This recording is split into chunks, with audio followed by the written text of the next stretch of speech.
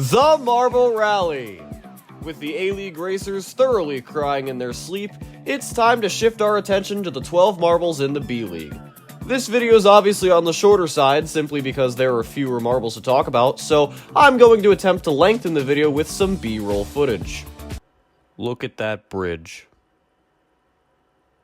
Such a nice bridge. Anyways, let's get to it. Come out from under your rocks, Deep Ocean fans. No, wait, go back in, they're in the B-League again. Deep Ocean's ability to fall to the back of the field needs to be studied. They started out the season with some hot races, but never finished in the position they started. A bronze in race 3 was their only medal of the B-League, but that's not nearly as impressive as the real highlight of their season, a DNF in race 6, which vaguely reminds me of this. You were pretty much entirely outmatched. Try to do something impressive more quickly than the Tide Pods. You both are failing miserably. Have we learned nothing? You are now the only active marble who has never qualified for a main tournament. My prediction is that will hold true for as long as this series is still around. Green Turtle won the first race of the season and the first race of their career, and never had a finish below 10th. The only other marble to accomplish that was the championship winner, so how come Green Turtle is only 6th overall?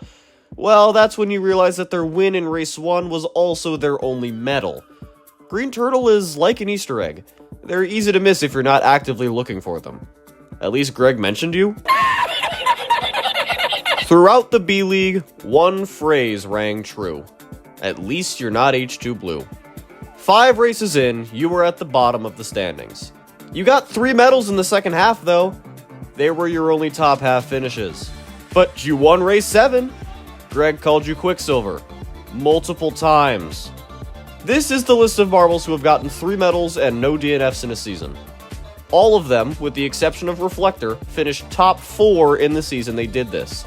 H2 Blue placed in the bottom 5. So, your marble can be the worst competitor ever to race the sandhill. But at least they're not H2 Blue. Insert cash or select payment type. Quicksilver, I think a lot of people overlook you. And for good reason, you're pretty hard to notice. You had a few good races this season, but it was marred by mistakes. Quicksilver handily won race 6, harkening back to their 2017 glory days, but the rest of the season was more of how they've been doing since that infamous final race. Especially a DNF in a race you started off leading. At this point, can we just switch the Quicksilver and H2 Blue marbles? It would be so funny. Give me $200. Honestly, you did pretty well. I think Summer Sky is the perfect excuse for why I don't normally write my scripts until after the season ends. They snagged 2 wins in the B-League, and had a good enough final few rounds to finish just a little behind the top 3, just 19 points, nothing crazy. Yeah, this season really was just the podium and everyone else. And Summer Sky was pretty unremarkable, even with those 2 golds. Remember to tip the ghost marble. Naked grandma! Naked, huh? This marble was kind of all over the place, but strangely they were never off the course. We all remember how Season 6 went. You did better than expectations, which we cannot say for all our competitors, but that doesn't mean expectations were exactly high. But Marbly held their own and was pretty consistent with 6 races in the top half. This allowed them to finish with a very nice point total. We'll see you next season when you hopefully enroll in DNF University again. It's the only reason I pay attention to you. How do you like that, Obama? Just when we thought you were ready to bow out, you pulled it off. El Capitan is now the back-to-back winner of the B-League. That's impressive and all, but I feel like you need to address why you're there in the first place. You cannot qualify. This is a situation I faced before. Would you rather be the best of an average league or be a background player in an advanced league? Even if you're intentionally sandbagging to have some easy competition in the B-League, that's a lot of talent being wasted. But congrats on the win. What's new, pussycat? I might have been the only one who didn't expect Cool Moody to do well this season. They've just seemed out of sorts since Season 5 when they lost the championship to... Man, this guy's everywhere. You can't blow a championship lead if you're never in the lead to begin with. They were the grasshopper of the B-League, with a silver in race 1 and then a 9-week 0-credit course on why not to be a Cool Moody fan. But the best part about this marble is that when they're trash, they're hilarious. Like, who else can make this state-of-the-art photo face down in the sand after a DNF? Give me more moments like this. And we hit 1 billion likes! Despite this marble looking promising at points in their career, I can't see Black Knight as anything other than one word: underwhelming.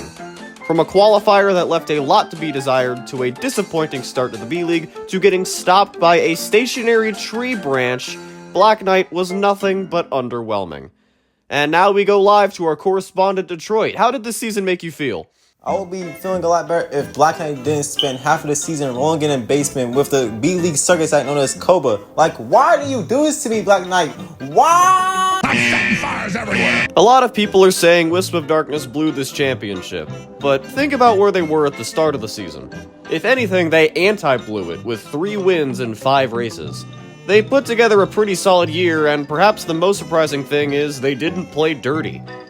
WAD was in pretty rough shape in the last race with the title out of reach, but they lurched forward to win second off countback. But not all championships were lost, because they're the winner of the Best Bonk Award! Some intense racing made for some impressive bonks, including Deep Ocean just taking a little nap, and Marbly McMarbleface rethinking their life choices.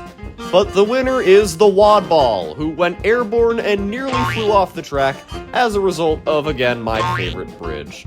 Congratulations, Wisp of Darkness. Be lucky my boyfriend likes you.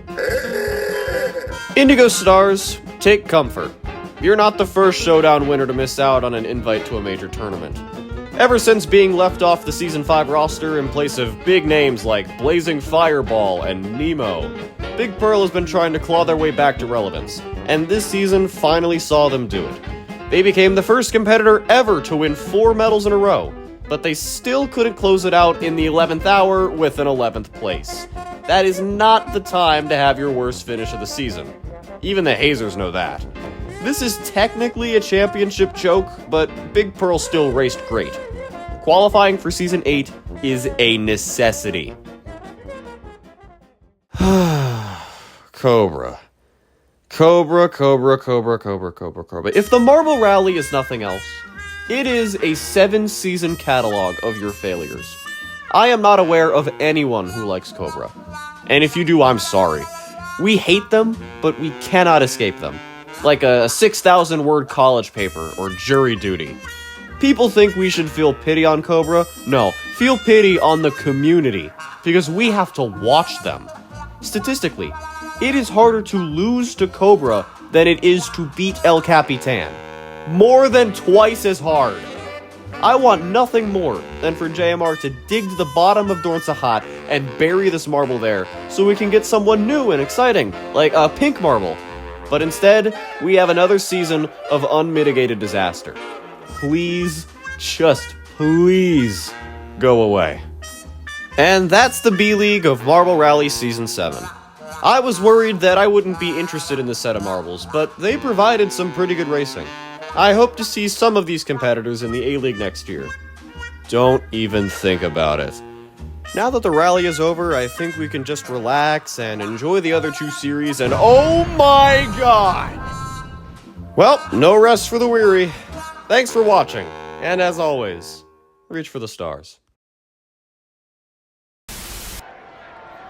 And there, Summer Sky sitting peacefully in the sand, obviously wishing they were still back on the track. Cool Moody face down in the sand, prefers not to look. All right, on to